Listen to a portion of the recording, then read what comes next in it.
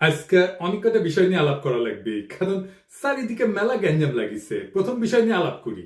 রুমিন ফারহানা কছে কোন অভ্যুত্থান বা বিপ্লব 36 দিন বা এক মাসে হয় না। হ্যাঁ, কেউ যদি মনে করেন অল্প কয়েকদিনের আন্দোলনে হাসিনাকে দেশছাড়া করেছেন, তবে তারা বোকার স্বর্গে বাস করছেন। শেখ হাসিনার পালানো বিএনপির 16 বছরের আন্দোলনের ফসল গণবিস্ফোরণে শেখ হাসিনা পলায় গেছে। হ্যাঁ, আন্দোলনকারী বিএনপি করেছে, ঈদের পরে আন্দোলন আর কেউ করেনি। হ্যাঁ, গুম আর খুন হয়েছে খালি বিএনপি কর্মী, দেশ ছাড়া হয়েছে খালি বিএনপির কর্মী। আমরা খায় না খায় অ্যাক্টিভিজম করলাম, আমরা তো বিএনপি করি না, গল্লিকও খাই না। সমাজ কি তাইলে আমাদের মেনে নেবে? বিএনপির আন্দোলন তো দেখেছেন, দেখেন নাই? গত 10টা বছর 10টা জনসভাও করতে পারে নাই। ঈদের পর আন্দোলন করতে করতে শুনতে শুনতে কান পয়সা খুলে পড়েছে। প্রাণ ভয়ে পুলিশের আক্রমণে দাঁড়াইতে পারে নাই, নিজেরা আবার স্বীকার করেছে। খালেদা জিয়ার বাড়ির সামনে 2টা বালির ট্রাক সরাইতে পারে নাই, আবার আসিছে আন্দোলনের ক্রেডিট নিতে। বিএনপি 16 বছর কেন 1600 বছর ঈদের পরে আন্দোলনের ঘোষণা দিল, হাসিনার বলা যেত না। যখন আন্দোলন চলিছিল তখন মির্জা ফখরুল কইছে বিএনপির নৈতিক সমর্থন আছে, শুধু সম্পৃক্ততা নাই। হ্যাঁ, শুনেন, আমরা এই আন্দোলনের সঙ্গে কখনোই সরাসরি জড়িত নই, আমরা তাদেরকে নৈতিক সমর্থন দিয়েছি। আর আজ রুমিন ফারহানা বলে বিপ্লব তারাই করেছে, এক মাসে বিপ্লব হয় না। তাহলে 7ই নভেম্বরে বিপ্লব কেমনে 4 দিনে হইল? নভেম্বরের 3 তারিখ থেকে 7 তারিখ বিপ্লব। রাশিয়ার বিপ্লব কেমনে 10 দিনে হইল? দুনিয়া কাঁপানো 10 দিন, ওই টাইমের উপরে একটা বইও আছে। বিপ্লব ক্ষণস্থায়ী, বিপ্লব অল্প সময় থাকে। বিপ্লব হইতেছে সেই মহেন্দ্র ক্ষণ, একটা মাহদীয় সময়, যখন একটা জনগোষ্ঠী তার জাতীয় আকাঙ্ক্ষার সর্বোচ্চ শিখরটা হুট করে ছুঁয়ে ফেলে, বিদ্যুৎ চমকের মতো বা লাফায় ওঠা ল্যাম্পের শিকার মতো। ওই সময় ওই জাতির উপরে আল্লাহর খেলাফত নাজিল হয়, তখন সেই হয়ে ওঠে দুনিয়ায় খোদার খলিফা, বিপ্লবের নায়ক। আর সেই অসামান্য মুহূর্তটাই বিপ্লব। আমরা ভাগ্যবান, আমরা পুরা জাতি ওই মুহূর্তটায়, ওই মহেন্দ্রক্ষণের নায়ক, যার মধ্যে দিয়ে সৃষ্টিকর্তার পবিত্র ইচ্ছা আমাদের জাতির উপরে নাজিল হয়েছিল। এই জন্য এই শহীদের মৃত্যু নাই, তারা সময় আর কালকে অতিক্রম করে যায়। আমি কইছিলাম খোদা তালার দয়া ছাড়া বিপ্লবে বিজয়ী হওয়া যায় না। খোদা তালার সাহসের আবাবিল পাখি পাঠানো লড়াইয়ের ময়দানে খোদা তালার সাথে জনগণের একটা স্পিরিচুয়াল কানেকশন ছাড়া বিপ্লব সফল হয় না। মহাজীবনের ডাক শোনে সবাই। আপনি রুমিন ফারহানাকে বিএনপি কে খোদা তালার জায়গায় বসাইতেছেন? নাউজুবিল্লাহ। বিপ্লবের মালিক সৃষ্টিকর্তা, আপনারা না। আপনি বিপ্লবের নায়ক হইলে আপনি মাইকের সামনে চিল্লাইতেন না, অবশ্য ভুলভাল চিল্লান।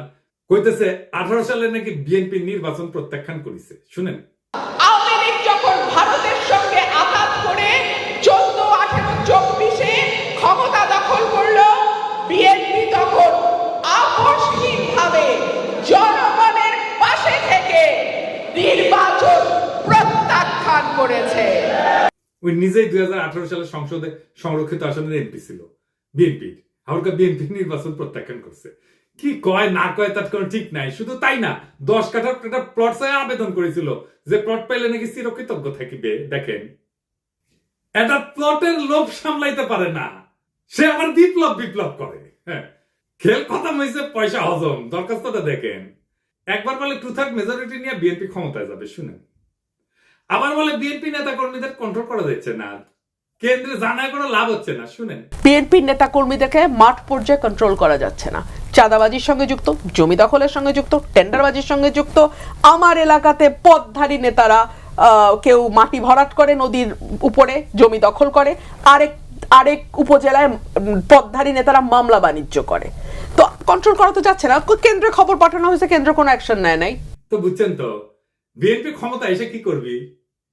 আচ্ছা, ওরে ছেড়ে দি, বাচ্চা মেয়ে কি কইতে কি কয় ঠিক নাই, আপনারাও ছেড়ে দিয়েন। এবার আসেন বিএনপির অন্যতম প্রধান তরুণ বুদ্ধিজীবী ফাহাম আব্দুল সালাম, ওরা নিয়ে একটু কথা বলি। ফাহাম দেশে গেছিল, আপনারা মনে হয় অনেকেই জানেন যে ফাহাম মির্জা ফখরুল ভাইয়ের মেয়ে জামাই। তো আমি অত্যন্ত পছন্দ করি ফাহামকে ব্যক্তি হিসেবে, ভেরি চার্মিং পার্সোনালিটি। এই ফ্যাসি বিরোধী লড়াইয়ে তার অসামান্য ভূমিকা ছিল। সে আরবান এলিট যুবক তরুণদের এই লড়াইয়ের জন্য তৈরি করছে, সে একাই। আমি ভালো কথা বলে ফেললাম না। হ্যাঁ, বাংলাদেশে কারো সম্পর্কে ভালো কথা বলা খুব মুশকিল। যারা ফাহামকে পছন্দ করে না তারা গালাগালি করতে পারে, আর যারা ফাহামকে পছন্দ করে তারাও গালাগালি করবে যে ও আসিছে এবার ফাহামের জনপ্রিয়তা দিয়া তোমার পয়েন্ট বাড়ানোর জন্য, পয়েন্ট খাওয়ার জন্য আসিছে। আর যদি কখনো ফাহাম গ্যাঞ্জাম করে, অ্যান্টি পিপল স্ট্যান্ড নেয়, তখন এসে বলবে দেখেছেন দেখেছেন, খুব তো তখন প্রশংসা করেছিলেন। যাই হোক, এটা বলে রাখলাম যে ফাহাম আমার এলাই না, এখন রাজনৈতিক মিত্র না। কারণ ফাহাম বিএনপির যে স্ট্যান্ড নিছে, যেটা আপলোড করে, সেটা করেও সম্পর্ক রাখা যায় ভিন্ন মতের মানুষের সাথে, কিন্তু ফার্ম সেটা রাখবে না বলে সিদ্ধান্ত নিছে, এটা কোনো সমস্যা নাই, অ্যাবসলিউটলি ফাইন। ফার্ম সম্পর্কে এত কথা বললাম যে আমাকে তাকে রেফার করে কথা বলতে হবে, সেই জন্য বলে নিলাম আর কি। কারণ সেও বলছিল যে এই লড়াইয়ে যারা ছিল তারা তার ভাই ব্রাদারটা বলছে, তো সেটা আমার তরফ থেকেও এখন এটা বলে নেওয়াটা ভালো। তো ফার্ম দেশে গেল, সেই সময় ছাত্রদের নিয়ে বসেছিল, বলছিল সম্ভবত একটা টিভি শোতে যে ছাত্ররা বিএনপির সাথে এলাই করলে ভালো করবে, এটা তাদের বেটার সিকিউরিটি দেবে। স্বার্থের দিক থেকে তারা যদি বিএনপির সাথে অ্যালাইন করে, আমার মনে হয় যে তাদের ভবিষ্যৎ অন্য অপশন থেকে বেটার। 2 দিন আগেও লিখলো ফার্ম যে আওয়ামী লীগের মিছিল হচ্ছে বড়, এইটা আমরা নাকি একে অন্যকে অপমানিত করছি, তার ফল। হ্যাঁ, মাঝে মাঝে ফার্মের কথা শুনে হাসি। আচ্ছা ফার্ম, বিএনপি কি কাউকে সুরক্ষা দেওয়ার কথা বলা মানায়? আর বিএনপি কি কাউকে সুরক্ষা দিতে পারে? দিছে কখনো? এইসব ক্ষমতা কি বিএনপির আছে না ছিল? ক্ষমতা জিনিসটা কি, সেটা কিভাবে তৈরি হয়? বিএনপির যদি কাউকে সুরক্ষা দেওয়ার হিম্মত থাকতো তাহলে জিয়া তো নিহত হয় না, ইলিয়াস আলী গুম হয় না, সালাউদ্দিন চৌধুরী ফাঁসিতে যায় না, তারেক রহমান নির্বাসনে যায় না, বালুর ট্রাক ফেলা তার খালেদা জিয়াকে আটকাই দিতে পারে না। বিএনপি কি দেশকে আওয়ামী লীগের ফাঁসিবাদের হাত থেকে রক্ষা করতে পারছে? পারে নাই। বাংলাদেশের সবচেয়ে বড় রাজনৈতিক দল হয়েও অগাস্ট বিপ্লবের নেতৃত্ব দিতে পারে নাই। এই বিএনপি আগামীতে ক্ষমতায় যাইতে পারে, কিন্তু এই ক্ষমতা সে রাখতে পারবে না, কারণ ক্ষমতা বিষয়টাই সে বুঝে না। দেখেন, বিএনপির জন্ম হইতো না 1975-এর 15ই আগস্ট না ঘটলে। সেই আগস্ট বিপ্লবীদের রক্ষা করছে বিএনপি? করে নাই। মুজিব হত্যা মামলার বিচারে অভিযুক্ত সবাইকে জজ গোলাম রসুল ফায়ারিং স্কোয়াডে গুলি করে মারা মৃত্যুদণ্ডের রায় প্রদান করছিল। যদিও দেশে প্রচলিত সিআরপিসিতে মৃত্যুদণ্ড দণ্ডিতদের ফায়ারিং স্কোয়াডে গুলি করে মারার কোনো বিধানই নাই। সংসদে এই অপকর্মের বিরুদ্ধে সেদিন 120টা আসন নিয়েও বিএনপি কোনো বিরোধিতা না করে মুখে কুলু পাইতে চুপ করে বসেছিল। তাই বিএনপির কাউকে রক্ষা করতে পারবে না, করবে না, সে ক্ষমতা নেই। বিএনপি ক্ষতি করতে পারবে, সেটাই আসল ক্ষমতা। রক্ষা করতে পারাটা রাজনৈতিক ক্ষমতা না, বরং ক্ষতি করতে পারার হিম্মতটাই রাজনৈতিক ক্ষমতা। আমি এই প্রসঙ্গে বিস্তারিত আলাপ করছি আগের এপিসোডে। আওয়ামী লীগের মিছিল বড় হচ্ছে এই জন্য না যে কেউ কাউকে অপমান করছে আর অভিমানে রাজপথ ছেড়ে দিচ্ছে তাই আওয়ামী লীগ মিছিল করতেছে, না, তা না। বাংলাদেশে বিএনপি বা জামাত বা ছাত্রদের এনসিপি গ্রিন সিগন্যাল ছাড়া আওয়ামী লীগের বাপের ক্ষমতা নাই মিছিল করে। আওয়ামী লীগ বিএনপির আশকারা পাইয়া মিছিল করতেছে না, শুধু বিএনপি আওয়ামী লীগের মিছিল করে দিচ্ছে। হ্যাঁ, বা বেশ, এইভাবেই তারা আওয়ামী লীগকে বাঁচাই রেখে জনগণকে ভয় দেখাইতে চায়। বিএনপি ক্ষমতায় আসার আগেই দলটার নেতা কর্মী এবং তাদের আত্মীয় স্বজনরা আওয়ামী লীগের রাজনৈতিক স্বার্থ রক্ষার জন্য কতটা মরিয়া হয়ে উঠছে এ খবর পড়লেই সেটা বুঝতে পারবেন। আওয়ামী লীগকে যারা রুখে দিতে পারবে তারাই আগামী বাংলাদেশের নেতা হবে। বিএনপি রুখতে না চাইলে তো মাঠ ফাঁকা থাকবে না। বিএনপি প্রাণ ভয়ে রাজপথে 28 অক্টোবর দাঁড়াইতে পারে নাই, তার জন্য কি বর্ষা বিপ্লব থামেছিল? ছিল না। ফার্মের কন্ট্রাডিকশন গুলো নিয়ে আলাপ করি না, চাইলে করা যায়।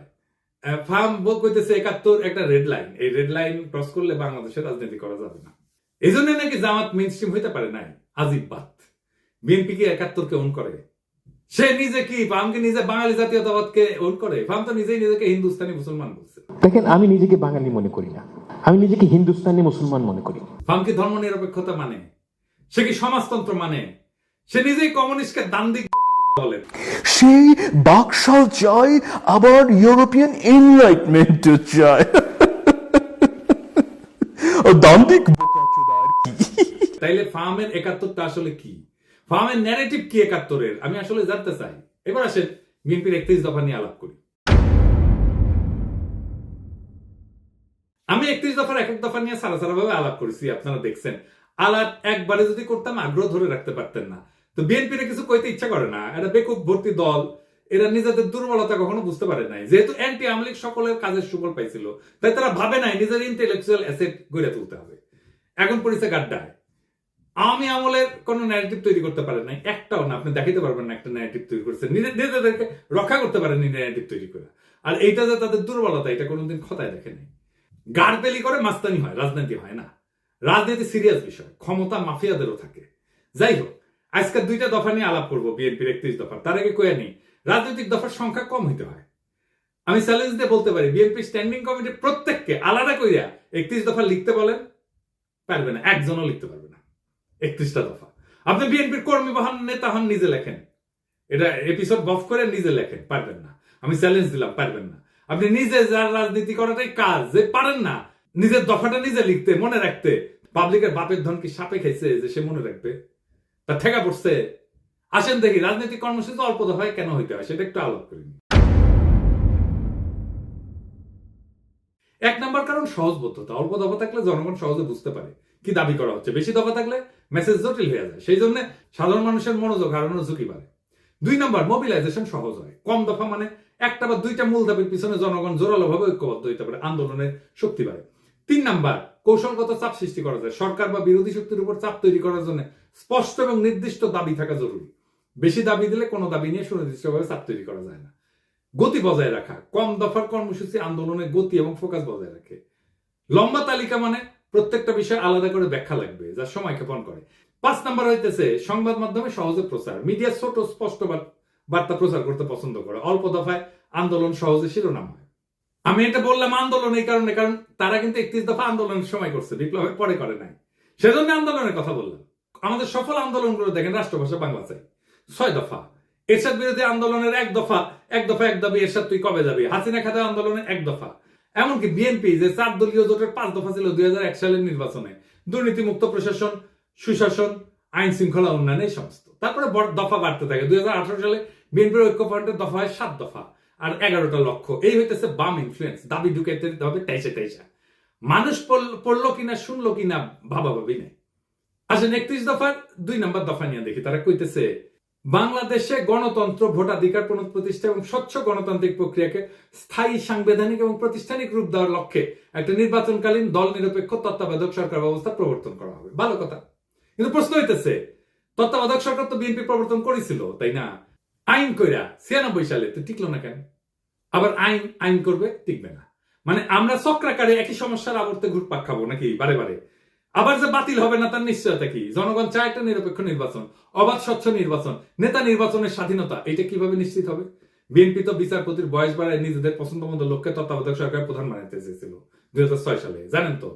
2007 সালের জানুয়ারিতে যে সাধারণ নির্বাচন পরিচালনা হবে সেটার জন্য তত্ত্বাবধায়ক সরকার গঠিত হওয়ার কথা ছিল। তার প্রধান উপদেষ্টা হিসাবে বিচারপতি KM হাসানকে নিয়োগ করা হয়। উনি একসময় বিএনপির কেন্দ্রীয় নেতৃত্বে ছিলেন। তৎকালীন আওয়ামী লীগের মতে KM হাসান যাতে তত্ত্বাবধায়ক সরকারের প্রধান উপদেষ্টা হইতে পারে, সেই জন্য বিএনপি সংবিধান সংশোধন করে বিচারপতির অবসর গ্রহণের বয়সসীমা বাড়াই দিছিল। গ্যাঞ্জাম বাঁধে এই নিয়ে, আবার গ্যাঞ্জাম বাঁধবে। এই দফা দিয়ে কি অবাধ সুষ্ঠু নির্বাচন করা যাবে? যাবে না। নিশ্চিত করা যাবে? যাবে না। এমনকি এই সিস্টেম টিকবে না, আগেও টেকে নাই। তাইলে এই দফা কি চিন্তা ভাবনা কইরা বানাইছে? আচ্ছা, 4 নম্বর দাবিতে কি বলিছে? পরপর 2 টার্মের অতিরিক্ত কেউ প্রধানমন্ত্রীর দায়িত্ব পালন করতে পারবে না। ভালো কথা, খুবই ভালো কথা। কি মনে হয় এটা কইরা? পরপর 2 টার্মের বেশি কেউ প্রাইম মিনিস্টার দায়িত্ব পালন করতে পারবে না। এটা বিএনপি অনেকবার বলছে, কিন্তু আমরা যাতে আমেরিকায় দেখি এইটাই সংবিধান সংস্কার কমিটি প্রস্তাব করছে। এখন বিএনপি কইতেছে প্রধানমন্ত্রী পদে দাঁড়ান 2 মেয়াদের বেশি কেউ থাকতে না পারলেও একবার বিরতি দিয়া আবার প্রধানমন্ত্রী হইতে চাইলে সেই সুযোগ থাকতে হবে। মানে পরপর 2 টার্ম থাকবে, তারপরে 1 বছর অন্য কেউ হবে, তারপর আবার কেউ 2 টার্ম এসে থাকবে। মানে বুঝছেন তো, পরপর 2 টার্ম থাকার পরে 1 টার্ম প্রেসিডেন্ট হবে, তারপর আবার 2 টার্ম প্রাইম মিনিস্টার হবে, তারপর 1 টার্ম প্রেসিডেন্ট হবে। মানে চালাকি শুরু হয়ে গেছে, ভাবছে কেউ বুঝতে পারবে না। যেই মাত্র ক্ষমতায় আসা দেখতে পারতেছে তখনই চোখ উল্টাই দিচ্ছে বিএনপি। যখন ক্ষমতা থেকে দূরে তখন কত ভালো ভালো কথা দেখিছো, কি সুন্দর চাঁদ দিছে, এখন আর চিনে না। আসেন, কেন পরপর 2 বার রাষ্ট্রের প্রধান নির্বাহী হওয়া ঠিক না? এর পিছনে দার্শনিক ভিত্তিটা কি? পরপর 2 টার্ম রাষ্ট্রের নির্বাহী থাকা ঠিক না কেন? এর মূল উদ্দেশ্য হইতেছে 1 নম্বর, ক্ষমতার অপব্যবহার রোধ করা। দীর্ঘ সময় ধরে একই ব্যক্তি ক্ষমতায় থাকলে স্বৈরতান্ত্রিক প্রবণতা তৈরি হয়, নিজের ক্ষমতা পাকাপোক্ত করতে শুরু করে, জনগণের বদলে নিজের দল বা নিজের শক্তিকে রক্ষা করে। একই জিনিস ঘটছে হাসিনার ক্ষেত্রে। 2 নম্বর, নতুন নেতৃত্বের সুযোগ সৃষ্টি হয় না। নিয়মিত নেতৃত্বে পরিবর্তন মানে নতুন চিন্তা, নতুন দৃষ্টিভঙ্গির আগমন। 3 নম্বর, রাষ্ট্রীয় প্রতিষ্ঠানের স্বাধীনতা রক্ষা। একজন দীর্ঘদিন ক্ষমতায় থাকলে বিচার বিভাগ, নির্বাচন কমিশন, পুলিশ ইত্যাদি তার হাতে জিম্মি হয়ে যেতে পারে, যেটা হাসিনার আমলে হয়েছিল। 4 নম্বর, গণতন্ত্রের প্রাণবন্ততা বজায় রাখা। জনগণ যাতে মনে করে রাষ্ট্র তাদের, কোনো ব্যক্তির না, এই অনুভূতি বজায় রাখা দরকার। এবং দীর্ঘকালীন শাসনের বিদ্রোহ কিন্তু অবশ্যম্ভাবী হয়ে ওঠে, কারণ ক্ষমতা কেন্দ্রীভূত হয়ে পড়ে। যখন এক ব্যক্তি বা গোষ্ঠী দীর্ঘদিন রাষ্ট্রের নেতৃত্ব থাকে তখন তারা সমস্ত শক্তি নিজেদের হাতে কক্ষিগত করে। আইনের শাসন দুর্বল হয়, বিচার ব্যবস্থা পক্ষপাতদুষ্ট হয়, সেনাবাহিনী প্রশাসন ব্যক্তি বিশেষের গোলাম হইয়া পড়ে, জনগণের স্বাভাবিক চাহিদা, ন্যায় বিচার, সমান অধিকার, জীবনের নিরাপত্তা এই সমস্ত পদদলিত হয়। একই জিনিস আমরা দেখছি হাসিনার আমলে। দেখেন, এই যে ঘটনা, এটা তাত্ত্বিক ভিত্তি কি, যে কেন প্রধান নির্বাহী বেশি দিন থাকতে পারবে না। তাত্ত্বিকভাবে এটা দাঁড়ায় আছে কয়েকটা বড় চিন্তার উপরে। এক নম্বর হচ্ছে ডেমোক্রেটিক রোটেশন, বা এটাকে বলা যেতে পারে গণতান্ত্রিক চক্র। জন লক, মন্তেস্কু এই দার্শনিকরা বলছিলেন ক্ষমতা স্বাভাবিকভাবে দুর্নীতির দিকে ধাবিত হয়, তাই নিয়মিত ক্ষমতার হাত বদল জরুরি। আরেকটা তত্ত্ব হচ্ছে ন্যাচারাল ডিকে অফ পাওয়ার, মানে ক্ষমতার স্বাভাবিক ক্ষয়। টকভিল উনি বলছেন একজন নেতা যত বেশি সময় ক্ষমতায় থাকে তত সে জনগণের আসল চাহিদা থেকে বিচ্ছিন্ন হয়ে পড়ে। আর 3 নাম্বার হইতেছে জেনারেশনাল রিনিউয়াল, নতুন প্রজন্মের আবির্ভাব তত্ত্ব। রাষ্ট্রের সেবা করার সুযোগ নতুন নেতৃত্বকে দিতে হবে, না হইলে রাষ্ট্র সময়ের সাথে সাথে পিছায় যাবে। যদি একজন নেতা 2 মেয়াদে চালায় যায়, তারপর এক টার্ম বিরতি নিয়ে আবার প্রার্থী হয়, তাহলে মূল উদ্দেশ্য ব্যাহত হয়। কেন ব্যাহত হয়? 1 নাম্বার, ক্ষমতার নেটওয়ার্ক নষ্ট হয় না, যেটা তৈরি হয়েছিল। যে নেতা টানা 2 মেয়াদ চালাইছে, তার সময়কালে প্রশাসন, বিচার বিভাগ, পুলিশ, মিডিয়া, ব্যবসায়ী গোষ্ঠী সব স্তরে স্তরে অনুগত এক ধরনের নেটওয়ার্ক তৈরি হয়। একটা বিরতিতেও এই নেটওয়ার্ক বেঁচে থাকে, সক্রিয় থাকে। এখন দেখতেছেন না, এখনো হাসিনার লোকজন প্রশাসনে আছে। তো উনি যখন আবার প্রার্থী হয়, এই শক্তিগুলো তাকে সুবিধা দেয়, ফলে নতুন প্রতিদ্বন্দ্বিতা বা নতুন নেতৃত্বের সুযোগ প্রকৃত অর্থে হয় না। 2 নাম্বার, জনগণের মনস্তত্ত্ব পাল্টায় না। নেতার ব্যক্তি পূজা বা জনপ্রিয়তার মিথ ভেঙে যেতে সময় লাগে। মাত্র 1 মেয়াদের বিরতি তা ভাঙার জন্য যথেষ্ট না, ফলে পুরনো প্রভাব বজায় থাকে। মানুষ মনে করে ওই লোকটাই আবার ফিরে আসবে। 3 নাম্বার, প্রশাসনিক নিরপেক্ষতা থাকে না। নির্বাচন কমিশন, পুলিশ, সরকারি যন্ত্রপাতি তাদের পুরনো বসের জন্য অপেক্ষায় থাকে, ফলে নির্বাচন প্রতিযোগিতামূলক হয় না, গণতন্ত্র দুর্বল হয়। 4 নম্বর হইতেছে নতুন প্রজন্মের নেতৃত্ব বাধাগ্রস্ত হয়। যখন পুরনো নেতা আবার ফিরে আসার সম্ভাবনা রাখে, তখন নতুন নেতৃত্ব উঠে আসতে ভয় পায় বা বাধাগ্রস্ত হয়, গণতন্ত্রের নবায়ন থেমে যায়। তত্ত্বে যতই বলা হোক না কেন, অনেক রাষ্ট্রনায়ক নিয়ম ভেঙে আজীবন ক্ষমতা ধরে রাখার পথ তৈরি করছে। সবচেয়ে উল্লেখযোগ্য 2টা উদাহরণ দিই। ভ্লাদিমির পুতিন টানা 2 টার্ম শেষ হওয়ার পর উনি সংবিধান অনুযায়ী প্রেসিডেন্ট হইতে পারতেন না, তাই নিজের ঘনিষ্ঠ দিমিত্রি মেদভেদেভকে প্রেসিডেন্ট করে নিজে হয় প্রধানমন্ত্রী, কিন্তু রাশিয়া প্রকৃত ক্ষমতা নিজের কাছেই রাখে। 2012 সালে আবার প্রেসিডেন্ট হয়, পরে সংবিধান সংশোধন করে তার মেয়াদের সীমাটা মুছে দেয়। এখন পুতিন 2036 সাল পর্যন্ত প্রেসিডেন্ট থাকতে পারবে, অর্থাৎ প্রায় 4 দশক ধরে। এর ফলাফল কি হয়েছে? রাশিয়া গণতন্ত্র থেকে দূরে সরে গেছে, বিরোধী নেতারা নিশ্চিহ্ন হয়ে গেছে এবং ব্যক্তিকেন্দ্রিক একনায়কতন্ত্র তৈরি হয়েছে। শি জিনপিং, চীন প্রেসিডেন্টের জন্য 2 মেয়াদের সীমা ছিল 5-5-5 10 বছর। শি জিনপিং 2013 সালে প্রেসিডেন্ট হয়। 2018 সালে চীনের কমিউনিস্ট পার্টি সংবিধান পরিবর্তন করে 2 মেয়াদের সীমা তুলে দেয়। এখন শি জিনপিং আজীবনের জন্য প্রেসিডেন্ট থাকার পথ খুলে দিয়েছে। এর ফলাফল কি? চীনে ব্যক্তির চেয়ে পার্টি বড়, এই নীতিগতভাবে লঙ্ঘন করছে। আজ চীনে গণতান্ত্রিক কোনো নির্বাচন নাই, মত প্রকাশের স্বাধীনতা কঠিনভাবে নিয়ন্ত্রিত। ফলে যখন 2 টার্মের নিয়ম ভেঙে ফেলা হয় বা কোন ছিদ্র রেখা ক্ষমতা ধরে রাখার রাস্তা রাখা হয়, তখন গণতন্ত্র দ্রুত দুর্বল হয়ে পড়ে, রাষ্ট্র ব্যক্তি কেন্দ্রিক হয়ে যায় এবং জনগণের স্বাধীনতা কাগজে কলমে সীমাবদ্ধ হয়ে পড়ে। আমি মাঝে মাঝে চুপচাপ হয়ে বসে থাকি, ভাবি যে যদি 2028 সাল পর্যন্ত আওয়ামী লীগ থাকতো কি হইতো? নির্বাচনের নাম উচ্চারণ করলেই নীল সাদা ভাই নিশা দাঁড়াইতো দোরগোড়ায়, ঠান্ডা গলায় বলতো চলেন। তারপর বাকিটা একটা কালো গল্প, যার শেষ পাতায় রক্তের দাগ। লুৎফুজ্জামান বাবর কারাগারের ঘুপসি কোণে চোখ তুলা পাখিদের উঠতে দেখতেন আর ভাবতেন তারা এখনো উঠতে পারে, অথচ আমি। সালাউদ্দিন আহমেদ শিলংয়ের আকাশে হাত তুলতেন, এই নীল কি ঢাকার মতো, নাকি আমি বদলে গেছি? খালেদা জিয়া এখন অন্তরীণ থাকতেন। রিজভী ভাই কোলাপসেবল গেটের পিছনে মাফলার গলায় দিয়া হাতে গোনা কয়েকজন কর্মী নিয়া শীতের মধ্যে ঠকঠক করে কাঁপতেন, ওটাই ওনার রাজনৈতিক কর্মসূচি হয়ে থাকতো। আর আয়নাগর, ওইখানে নাম ঝুলতো শত শত মৃত স্বপ্নের, ভুলে যাওয়া মানুষের, যারা একদিন হাঁটতো, হাসতো, স্বপ্ন দেখতো, তারপরে চুপ হয়ে যেত। আমরাও চুপ হয়ে যেতাম, চুপচাপ বাজারে যেতাম, চুপচাপ অতি মূল্যে অল্প কিছু ডিম কিনতাম, সবজি কিনতাম, আর মাছ মাংস দেখে হাত পিত্তেশ করতাম। চুপচাপ আয়নায় তাকায় ভাবতাম এটা আমার মুখ না, আমি কোথায় হারালাম। ঠিক তখন কিছু সাহসী তরুণ উঠে দাঁড়ায়, তারা বলে এমন জীবন চাই না। তারা বাতাসে ছড়ায় দেয় আলো, আমরা গলা ছেড়ে কাপা কাপা স্বরে ওদের দেখে পথে নেমে আসি, সাহস নিয়া বলি আমরা ভালো নাই। কিন্তু আজ আমরা বলি ওদের হটাও, ওরা রাজনীতি করে ফেলছে। ওদের রক্ত আজকে পথের ধুলা, ওদের কান্না আজকে নীরব শোক। আমরা চিৎকার করি এখনই নির্বাচন চাই, ডিসেম্বরেই চাই, এখনই চাই। দেশ যে ভালো চলতেছে এটা কেউ দেখে না। রিজার্ভ বাড়তেছে, দুর্নীতির টাকা ফিরতেছে, সংস্কারের বাতাস লাগছে, কিন্তু এই খবর কারো কানে ছয় না। একটাই আমাদের পিপাসা এখন, ক্ষমতা আর ক্ষমতা। আলোর এই লড়াই কখনো সহজ ছিল না। আলোর জন্য যারা পথে নামে তাদের পা রক্তাক্ত হয়, তাদের চোখে জল জমে, তাদের গলা রুদ্ধ হয় কান্নায়, কিন্তু তবু তারা হাঁটে। তারা হাঁটে কারণ তারা জানে পিছাই গেলে চিরকাল হারায় যেতে হবে। আজ যারা রক্ত দিচ্ছে, যারা ভয়কে পিছনে ফেলে আগাইছে, তাদের নাম ইতিহাসের পাতায় লেখা থাকবে। আজকে যারা কাঁপতেছে, মিথ্যা বলতেছে, তারা কেবল হারায় যাবে বিস্মৃতির ধুলায়। বিপ্লব কখনো সংগঠিত হয় না বক্তৃতায়। বিপ্লব জন্ম নেয় নির্ভীক হৃদয়ের তপ্ত রক্তে। আমরা সেই রক্তের উত্তরাধিকার, আমরা হারবো না। তারা ভাবছিল আমরা ভয় পাবো, তারা ভাবছিল আমরা হাইরা যাব, তারা ভাবছিল আমরা মুখ নিচু কইরা ঘরে ঢুকে যাব। কিন্তু তারা ভুল করছে। আমরা পিছু হটিনি, আমরা সামনে আগাইছি, আমরা থামিনি, আমরা ঝড় তুলছি, আমরা চুপ থাকিনি, আমরা স্লোগানে মুখর করছি রাজপথ। আজ যারা ধোকা দিচ্ছে, ইতিহাস তাদের মুখ চিরকাল ঘষে মাটিতে ফেলে রাখবে। আজ যারা দাঁড়াইছে, ইতিহাস তাদের মাথায় তুলে নেবে। আজ আকাশ ভেঙে পড়ুক, সমুদ্র ফেটে যাক, আমরা পিছু হটবো না। আমাদের জয় হবে ইনশাআল্লাহ। ইনকিলাব জিন্দাবাদ।